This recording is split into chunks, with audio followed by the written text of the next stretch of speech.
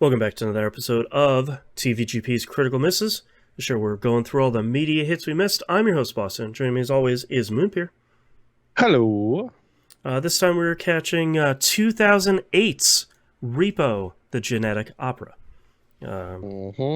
which Moon has seen a couple of times, and I have not seen any of, though I would say that this movie's reputation precedes it in certain terms. Okay. Please elaborate, because I hadn't even heard of this until I watched it. I feel like this is one of those movies that people always say, like, are you looking for something a little bit different? You want to go see a really good movie? Don't look at anything. Just go watch it. Like, just go watch Repo. It's not what you think it is, which I think people are alluding to. It's a musical. But you should watch it. It's actually really good. I feel like that's the majority, if not all, of what I've heard about this movie. Okay, not all of. I mean, is there more that you've heard? No, I'm trying to think, because I feel like along the way I've heard. I have either heard or have assumed that it is a horror musical, but I'm not 100% sure if that is me looking at the cover and going, ugh, or if that's somebody saying it's a horror musical. Okay. I'm assuming you don't know anybody in this. I don't know. Yeah, I don't know anybody who's in it. I don't know anybody who's directed it. I would be surprised if I would know any songs from it, unless it's been in like a Vine or a TikTok or something. But even that would be pretty surprising. I feel like this is probably the least I have known about a movie that I expect I will enjoy on this show so far. Okay. Yeah. You will definitely know cast members of this. You will be shocked by cast members of this. I can practically guarantee you will see some of these people and be like, wait, hold on. What are you doing in here? There is a child actor in this who is considerably more talented than I gave them credit for. We'll say that much. Okay. And I know for a fact you've seen the movie that they were kids in. Okay. Am I going to be surprised because they are bigger names that maybe shouldn't be in this? Or is it, oh, I know you from something like in 2020 and you showed up in this 2008 movie? There'll be a bit of both mixed in, okay, to be completely honest. I like that. There will be a bit of, wait, hold on, you're in this movie? And a bit of, oh, hold on, you're in this movie? Why are you in this movie? A little bit of the Helen Mirren rule. Yes. Yeah. The hashtag family guess what rule will take place in here. That's right. Which is still one of my favorite moments. It's very good. So honestly, you don't know. I know one of the songs because it's just stuck in my head whenever I think of this. Okay. Very much like Phantom, whenever I think of this specific thing, something pops into your head. Like with Phantom, it's the Phantom of the Opera. Yeah. Yes. Whereas in this, it's one particular song that's got a very catchy chorus to it. Oh, okay. I mean, that's exciting for me. Not knowing anything about it, going into it, that's really exciting because after coming off of our previous movie, I feel like that was one of our biggest criticisms, was like there's no earworm song in the movie. Like I don't really remember the chorus to this big one song, and the fact that you say like, oh, I remember Repo and I remember this song or this part of this song, that's, to me, that's already promising. Yes. I did. The cover is something wild. We'll say that much. I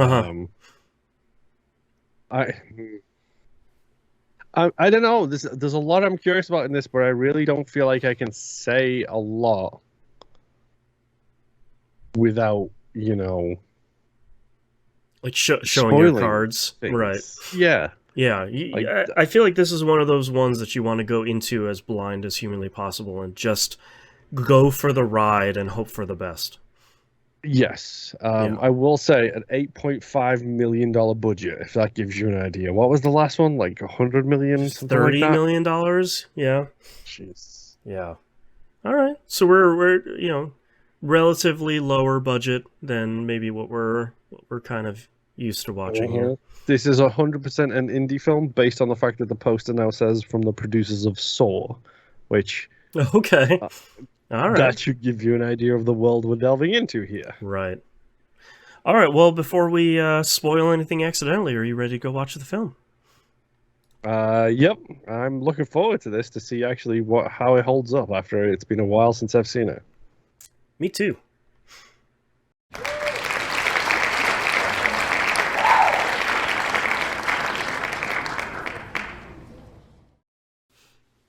Welcome back. We've grabbed our Zydrate. We've returned from our film. Don't take Zydrate, Uh-huh. kids. It's not good for you. That's not. Yes. Get addicted It to turns out. surgery. Surgery.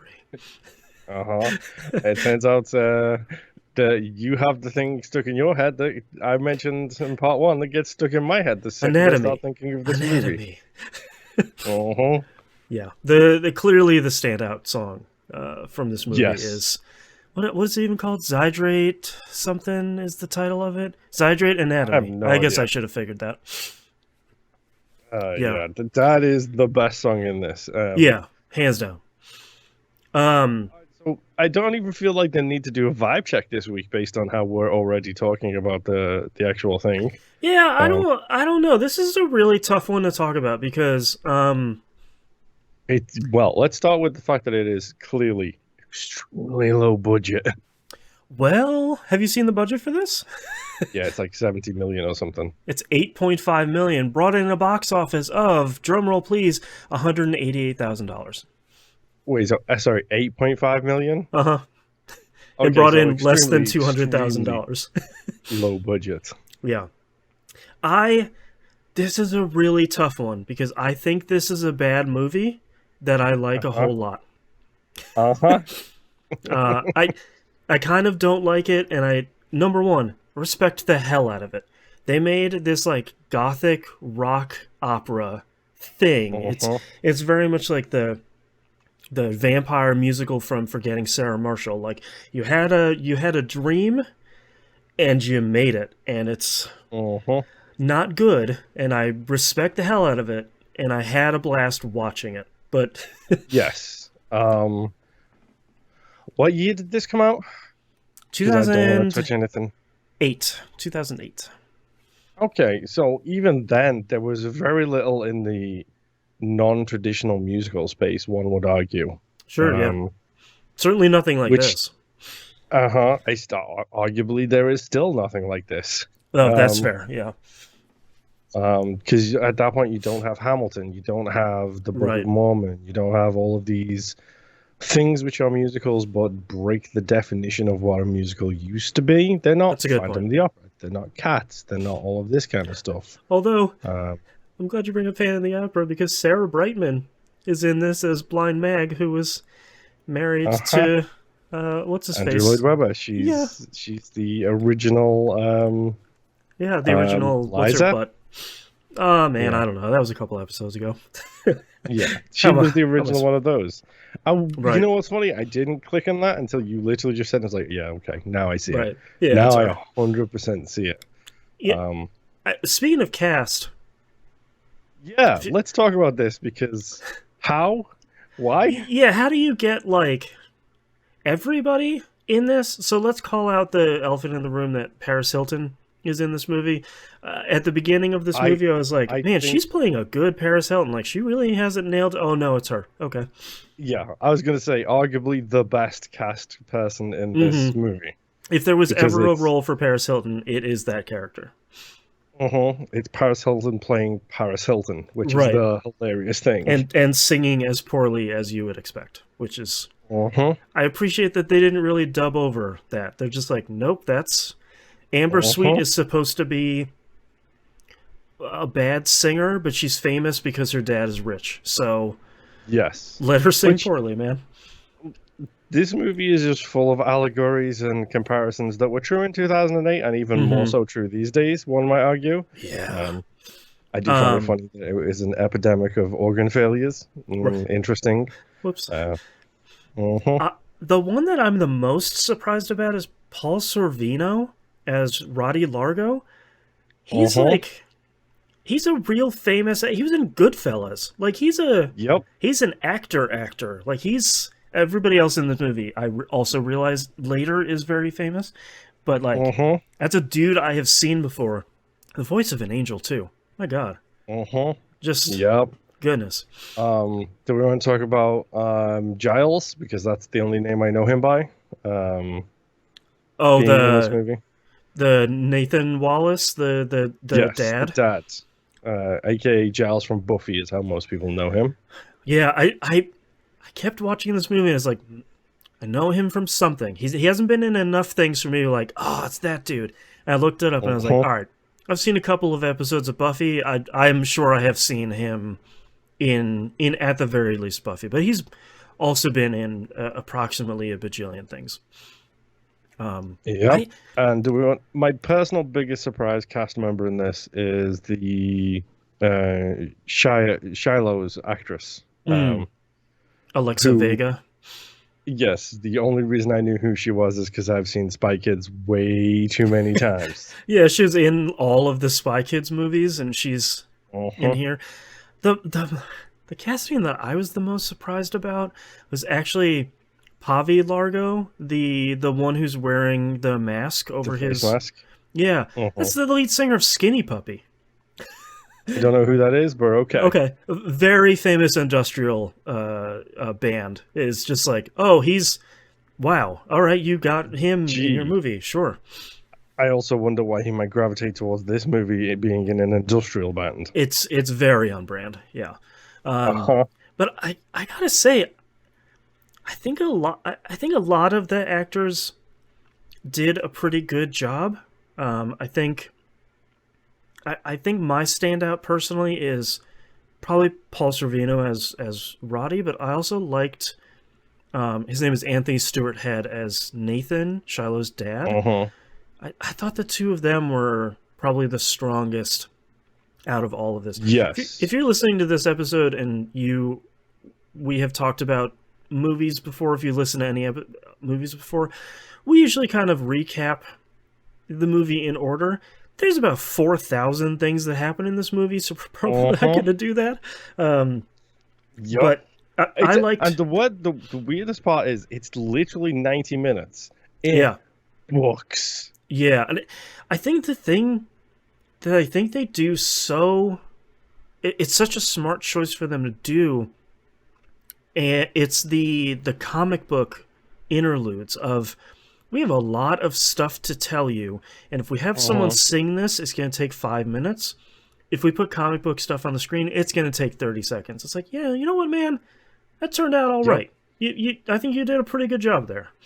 Like, they've got the lore building one and the story Yep. about each of the three main characters, or the three main adults, one might say. Right. Um, it's really, really good.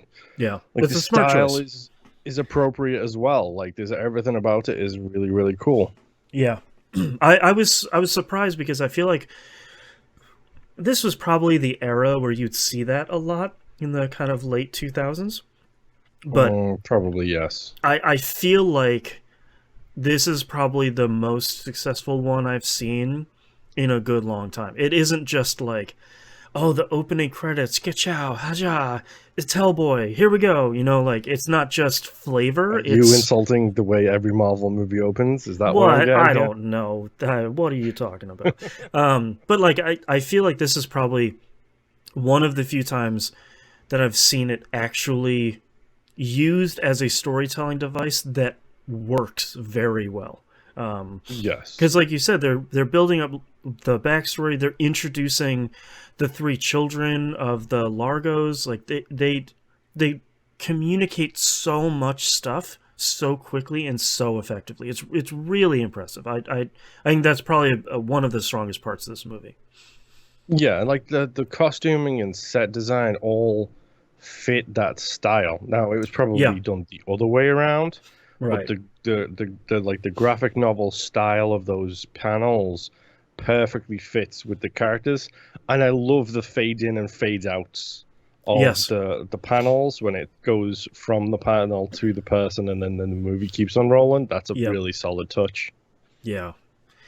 So Go ahead. we want to just break down that this movie is essentially capitalist greed is a nightmare and it's Yeah. gonna destroy us all.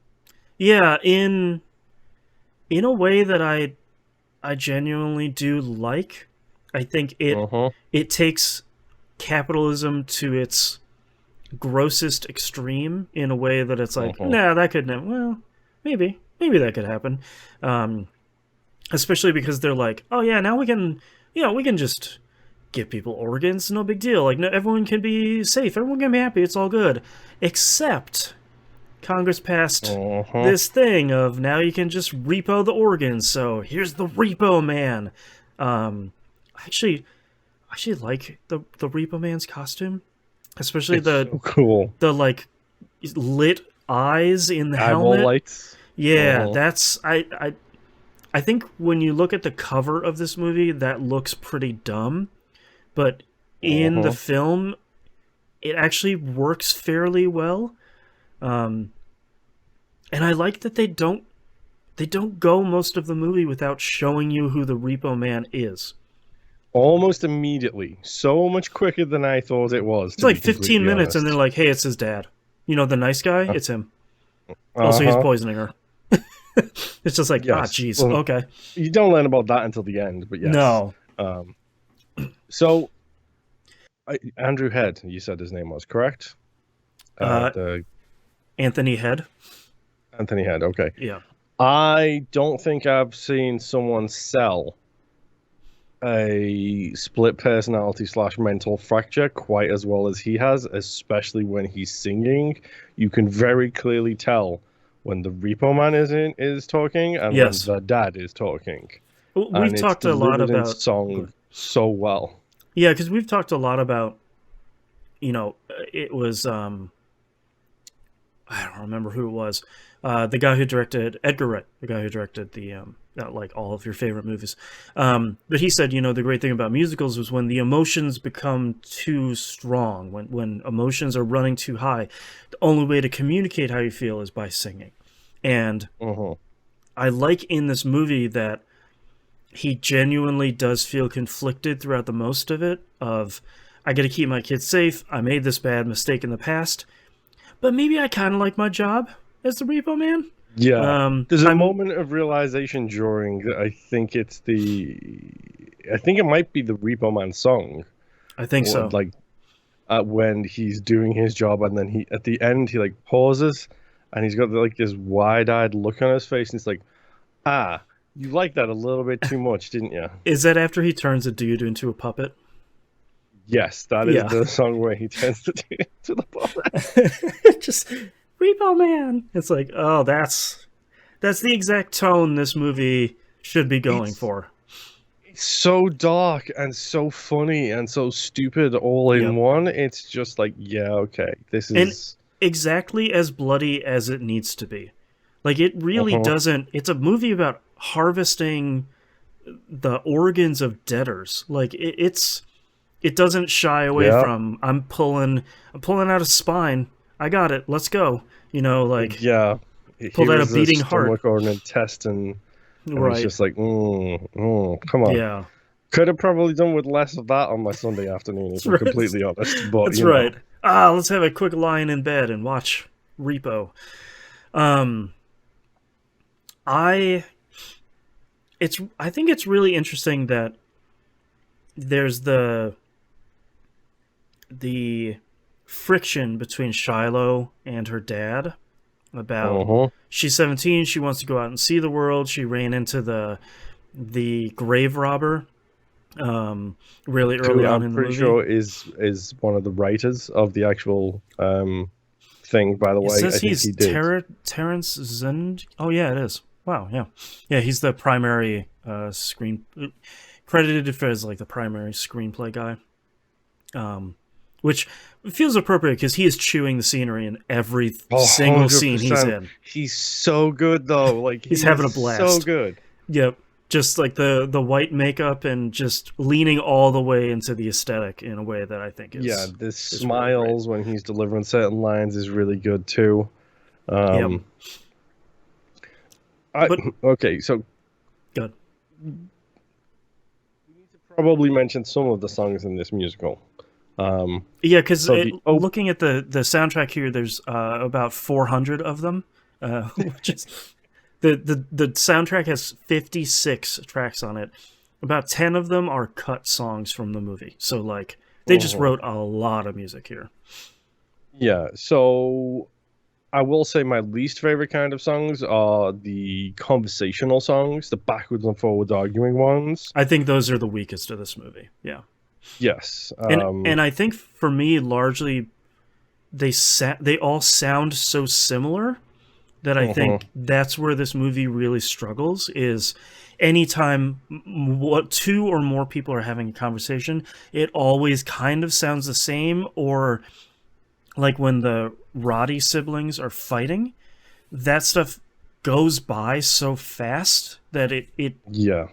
you never really get a chance to like enjoy it or have any of it breathe. It just like you said, this movie's moving, like it's cooking the entire time. Yes. So Um, so for me, the standout songs, I do like the opera performance by yes, Blind Mag.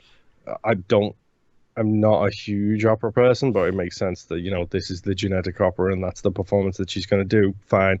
well, it's also Um, big enough for the event that the yes. that what's his name, Roddy Largo has. Like it's this big bombastic thing. Like he's going to make this big announcement, so let's have this big event. Uh-huh.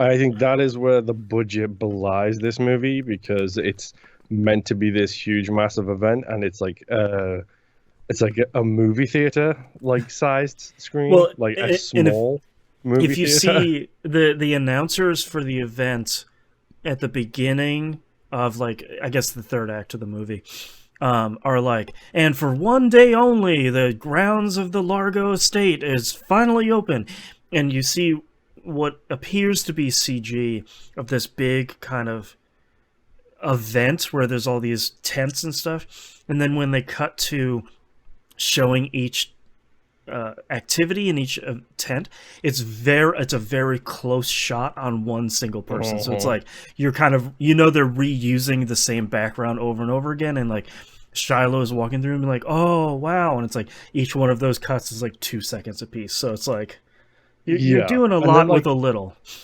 the stage performance too. It's like two rows of four seats each. Like it's Yep, like that's not a big performance. it's That's not like really an opera house, like yeah, yeah. that's a smaller performance. But Hmm.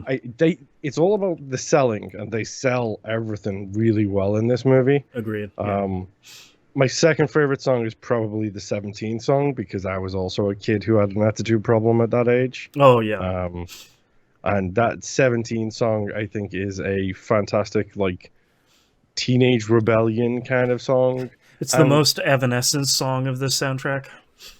yes, also is that Joan Jett that appears and Uh huh. starts playing guitar It in the sure middle of is. that song for Yep. some reason I don't know why. Yeah. Joan Jett just pops up in the background for like 30 seconds, and it's like, all right, see ya. He's like, okay, I guess maybe. Yeah. I do like the fact that it's very clearly played as a fantasy. Right. The headbanging stuffed animals tickles me so much in that scene, Yep. like because they just all start headbanging and it's quality. Um, oh, and obviously we'll talk. I think we should probably talk about the Zydrate song last because that is the best song Yeah. in this thing. That's Easy. my favorite. Grandma DJ at the opera is pretty good too, by the way. That's right.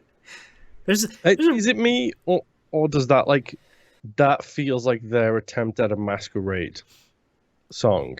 Like that opera yeah. song, it very much feels like a masquerade kind of attempt Yeah. where it's like, yeah, look, this is the genetic opera and blah blah blah, and look how big and shiny and all this kind of stuff, and it's like, but it's not masquerade. You're right. That the end of that song too has like one of the slowest train crashes to tragedy that I have seen in a long time. Where like at some point they really start focusing on her fingernails, and two of them are really long, and I'm like, nope, I don't want this to. Uh-huh. Nope. Oh god, that's gonna happen, Uh-huh. isn't it? Oh, what's happening? Oh god, the eyeballs. Oh, I hate it. Um, Yep. yeah. Followed by the So fence post incident, yeah, which. and like, I really love that. I think it's Roddy comes out on stage and Uh-huh. he's like, it's all part of the show. Just everything is normal. I was like, yeah, all right, you're selling it here a little bit. I appreciate it. Uh-huh. Yeah. But yeah, Um. that Zydrate song, dude, it's just so ridiculously catchy. Mhm. Because for people who are listening and who haven't seen it, you don't understand. It comes in a little glass vial, and that little glass vial gets put into a gun, which goes up against your anatomy. Anatomy. It's the It's whole so good. sequence. It's really great, and it's a really great dive into Amber as well. Like Right. the whole thing that she's dealing with, because by that point you already know that her two brothers are monsters. Yeah, it's interesting because Pavi Largo, the one that is wearing the mask, is We say mask, but we probably just should say face. yeah, it's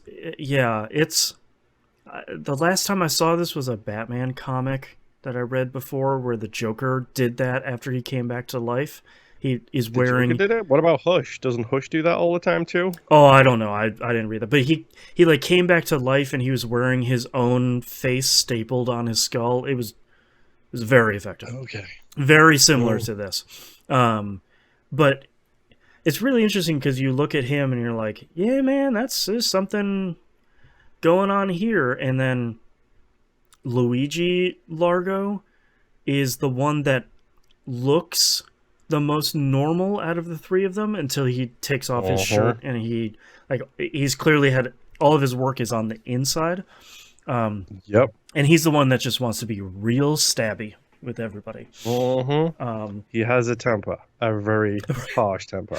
Yeah. Um, it's And also, if you're listening good. to this and you're curious about this, don't watch this movie around kids. I'm just saying. No, yeah, It, I was assuming I didn't even look at what this is rated. I have to assume R. Um, it's, if it isn't, then I don't know what we're doing. Um, but and then I kind of like the whole Amber Sweet thing where she's addicted to surgery and Zydrate, and she just wants to be a star, but she can't like stop messing with things and uh-huh. having before the big opera, she had a botched surgery that I think he said it was only $90,000, Daddy. Like Uh-huh. that line was really good. But him saying like, "Oh, we'll just have the doctors give you a little tune up. Let's have them fix it up. No big deal." Uh-huh. And then having her face fall off during her final performance was Uh-huh. like the realization that she's like The holding forehead. her face up. Yeah, like the Yeah, the forehead is forehead. coming off and she's like pushing it back up like she's pulling up a halter top is just sort of like, oh god, don't even oh it's gotten so much worse. Oh boy. And credit to Paris Hilton.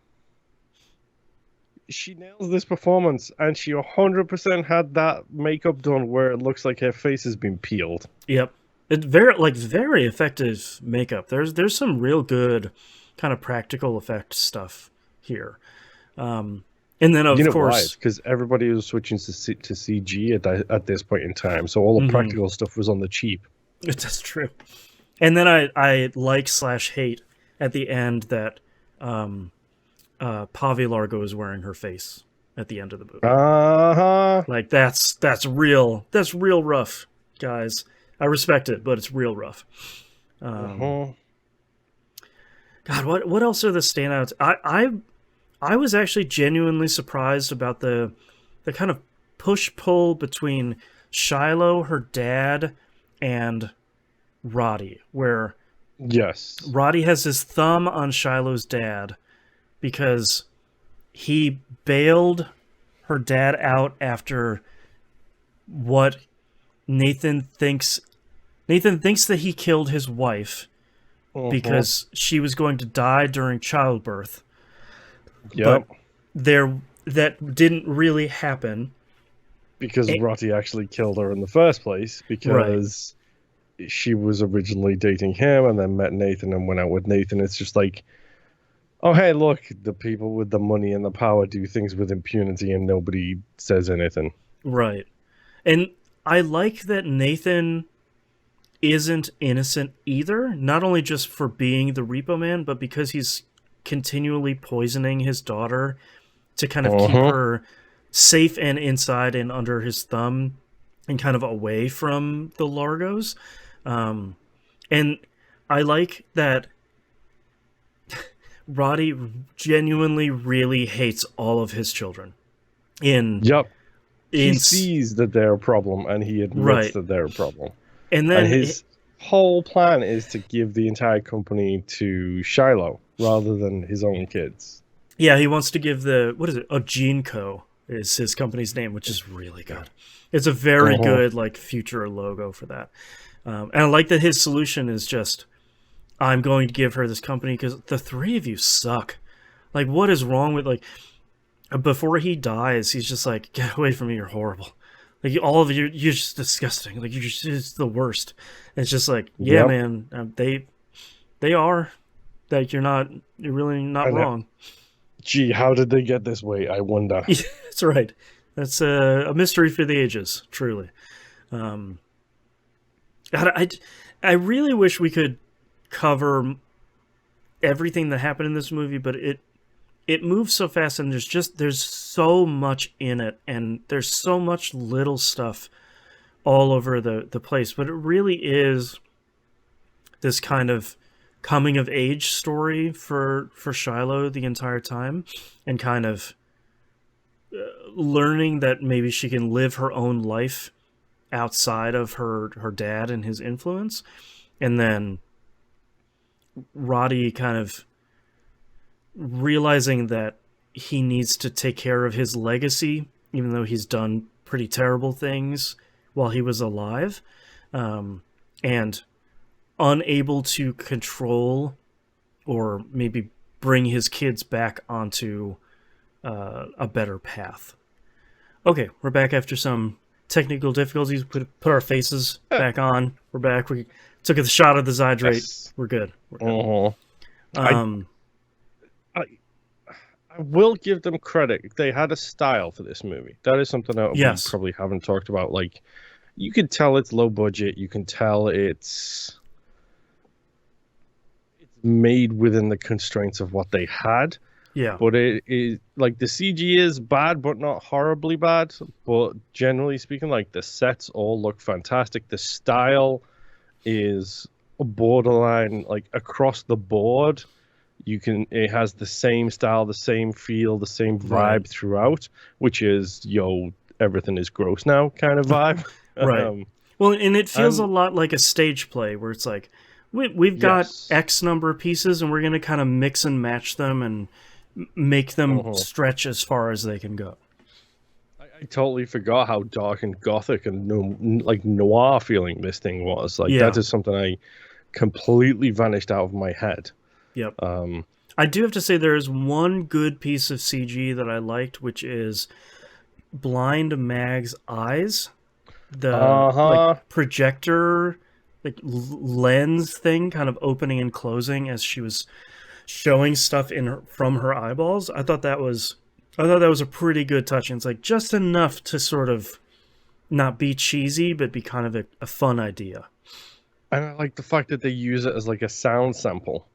Yes. Like she uses it as like a sound sample for the song with Shiloh in the Yeah. house. Like that is a really solid little thing where it projects that sound sample out there that plays at the same time. It's so well done. Like they're It's really really good. really good. Yep. Um, yeah, I think that's probably the thing that I think is the most impressive is they kind of went for this goth style to it, and I think the Uh-huh. whole thing is really cohesive. It doesn't feel nothing really feels out of place. Yeah. And you said it at the top, like this is a bad movie, but it's a bad movie I like. It's a bad Right. movie I enjoy sitting down and watching. The Yep. songs might not be standout except for one. Um, Right. the story is weirdly predictive considering when it came out Hmm. And I and think the it's state of the. it's pretty cohesive the entire way through. I Mhm. feel like the story was always maybe like 5 miles an hour away from the wheels popping off, but I think it Yes. kind of like it kept it together the whole time, which I think is pretty impressive. Yes, it did. You know. Yeah, I think it's not like this is not a bad movie. I can see where the cult thing comes from for it now, Oh though. yeah, it's a cult classic through and through. Like it's the kind of I think when we were growing up, people would have called it alt.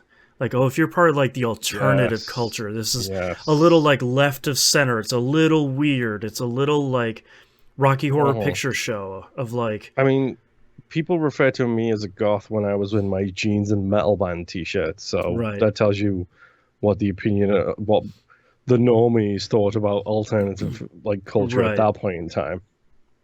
Yeah, it very much feels like it never feels pandering to that audience. It's just sort of like, yeah, we wanted to make this like goth rock opera thing with a lot of guitars. So we Uh-huh. did. Like who's gonna stop us? Someone gave us $8 million and we made the thing we wanted to make, and we'll never make another one again, and that's okay because Yeah. we had our dream and we lived it out. Yeah, I mean, credit where it's due, they went for it and they nailed it, I think. Yeah. Like I would like to see here's my question for you is do you think this could like maybe another pass on some of the songs, but do you think this could perform better these days where alternative like society is more normalized these days? I feel like this is a movie that would do really well on streaming services. I think either today Mhm. or when streaming services were like when Netflix was at its streaming peak of just like we got everything. You want something weird? Here you go. We've got Repo the Genetic Opera. Don't even watch a trailer, just go watch it. You're going to love it. Like this is something Mhm. for us. Um I feel like it probably would have been a bigger hit if there were if the music was stronger, because I think so much of it Yes. does sound samey and so much of it Mhm. does sound I don't want to be mean, but it sounds amateur. And I feel like if you had a songwriter, like somebody who is I know good. I'm gonna mention the devil's name according to you here. Oh no. Like talking about Andrew Lloyd Webber around me, it's just like get that guy away from me. Right. Um, you get Lin Manuel Miranda on this. I think you get you think you get the goth version of him who I don't know who Yeah. that is, but like I would say like Mm, if you hadn't Is it passed may not? that's I think it's Is it like David MJK? Bowie. No, it's like get Is it? David Bowie up in here and like goth Yeah. sparkle this thing. Like I mean, I is think it? you're right. Is it Good. Maynard James these days? He's I a don't know. fantastic He's a jerk. lyricist. I love his Yes, stuff. boy. I love his stuff, but he's a jerk. Um, Hmm. but like I think you need someone like of that caliber. As much as I don't like Lin Manuel, I think you have someone there that can kind of zhuzh up all of the songs in this Hmm. thing, and I think you can have. I think so many of the songs have a good core, and I think they're good at communicating the message, but you need the bombastic nature of it. You need every one of these songs to be different, unless you're going for a theme specifically. Like this one character has his own song; it has a leitmotif. Like if you're going to Hmm. string a bunch of leitmotifs together, then that's fine. But Because there is y- there is a song at the end where they do blend a lot of the different songs into one. yep, But the problem is, it sounds very much like every song is the same song in that right, section. It's not like South Park the movie. There is I can't remember, a medley, I think it's called, when they yes, combine all of the songs together to make one new song that yep, flows from one to the other to the other. You can very clearly hear that in the South Park movie. In that specific song, it all flows perfectly. Whereas in this, it's just like it feels like another song. You're not Yes. if you're not listening to the lyrics, you don't hear the fact that they're actually cutting sections from other songs. Right. No pun I intended. think yes, I think our complaints for the songs in this can be boiled down to a T-shirt, which is specifically that T-shirt that says, "Here is a D, here is a G, here is an E chord. Now go start a band." That's right. Right. Right. You know the T-shirt I mean. Mm-hmm. It feels like they took that T-shirt too literally and then just Right. made the same songs kind of again and Right. again and again. Your first garage band made their first album, and it has promise. Let's put it that way. Uh-huh. Yeah. But yeah, I agree. I feel like that's probably the weakest part of it, which is rough because it is a musical. It's almost a sung through musical. There's very, very little actual speaking. Talking. Yeah, which is pretty impressive. But like I said at the top of the episode, it's a bad movie, and I like it. I don't know how to put it any other way. Do we take this ball and throw it to the Bamfcast and see if they want to cover it? I thought about the Bamfcast. If anyone is listening to the Bamfcast, the Bad Movie Fiends, I think it's bmfcast.com, I think is the website. I believe so. Is very much the sort of movie. Yeah, yes, exactly. The sort of thing that they would enjoy and probably have some interesting insights into. It's a hell of a thing. It's a real wild thing. What's your kind of final thoughts here? I think you nailed it. I think this is a bad movie that I really like, and like I didn't get introduced to it at the time, but I'm pretty sure in '08 it would have colored my opinions on musicals a lot more positively if I would have known, hey, there is musicals out there that is for your musical taste. Like now, I have a musical palette. I'm not saying it's a great musical palette. Hey, we're getting there. Nickelback make good songs. Yes, I'm just saying. Don't add us. They're trash, but they're easy. They're easy to hate, and I get it. Like, it's like I have a wider variety, a wider palette of music that I like to absorb. So now I can appreciate things like Phantom, things like Les Mis, these type of things I can enjoy more. Right. One of the reasons I think The Greatest Showman is still one of the best musicals ever made is because the variety of music in that is fantastic. Right. But at least we got the good in-joke of this movie of like, hey, we have an opera star. It's Sarah Brightman. It's like, ha. Yes. All right. This is pretty good. Which I wouldn't have made without you, but like, I think introduced to younger, I would be that movie that we keep forgetting the name of that's on the list at some point, the musical with the Dr. Frankenfurter thing. Rocky Horror Picture Show.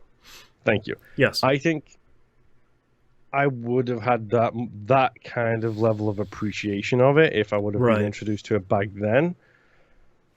But at the same time, I think it probably came out too early. Like, it came out at a time when alternative culture was just flowing. Like, in 2010, I got stones thrown at my head for wearing black in summer. Right. In England, where it rains. It's not like sunburn was a problem, you know? Right. Like, I think it's just a little bit ahead of its time. Like, yeah. Do a remake. I hate remakes generally, but do a remake. Get the rights, redo some songs, get some style and some flair in there, and get the band back go to together. Netflix for $50 million or whatever it is. That's right, and hopefully they put it out. All right, let's talk about ratings here real quick. IMDb, 26,000 ratings, gave it a 6.4 out of 10. Seems fair.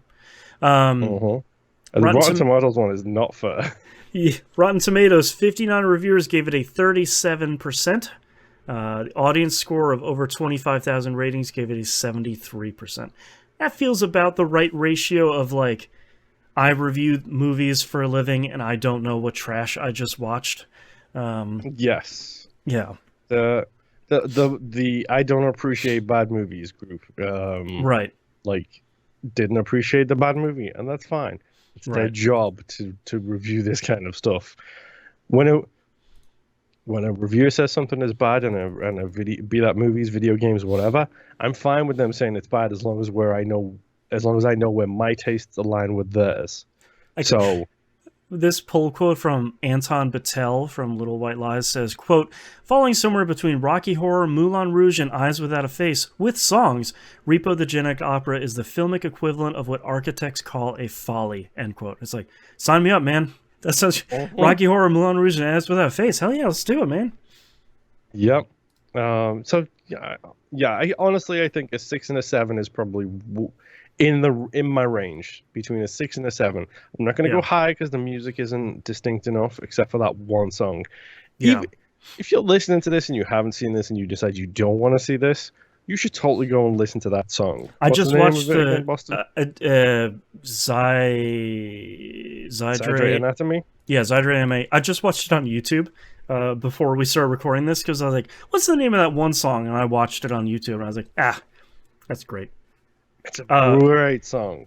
Last one here, Letterboxd, 732 ratings, gave it a 3.2, which is probably where I would land. Right, yeah. 3.2 out of 5, like that's probably about where I would land.